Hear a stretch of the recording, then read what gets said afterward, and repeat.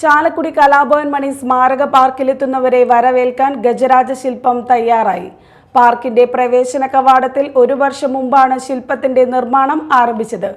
സിമന്റും കമ്പിയും ഉപയോഗിച്ച് നിർമ്മാണം ആരംഭിച്ചെങ്കിലും പിന്നീട് പാതിവഴിയിൽ വെച്ച് നിർമ്മാണം നിലച്ചു. 1 വർഷത്തോളമായി കൊമ്പും വാലുമില്ലാതെ അപൂർണമായ ശില്പം പാർക്കിൽ അപശകുനമായി നിൽക്കുകയായിരുന്നു.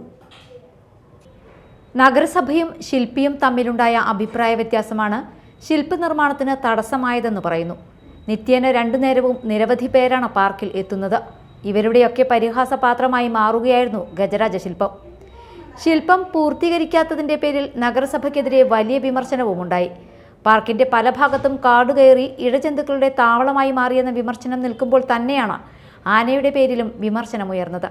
ഇതിനിടെയാണ് ശില്പനിർമ്മാണത്തിന് വീണ്ടും ജീവൻ വച്ചത്. കൊമ്പും വാലുമൊക്കെയായി ആരെയും ആകർഷിക്കുന്ന രീതിയിലാണ് ഗജരാജ ശില്പം ഇപ്പോൾ പൂർത്തിയാകുന്നത്.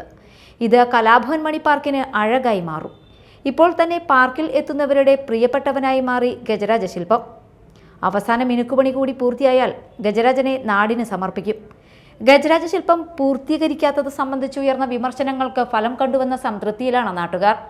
പാർക്കിനകത്തുള്ള കാടുകൾ വെട്ടിത്തെളിച്ച് പാർക്കിൽ എത്തുന്നവരുടെ സുരക്ഷ ഉറപ്പാക്കണമെന്നും സാമൂഹ്യ വിരുദ്ധർ വൃത്തികേടാക്കിയ പ്രവേശന കവാടത്തിലെ ബോർഡ് പുനർനിർമ്മിക്കണമെന്നും ആവശ്യം ഉയരുന്നുണ്ട്.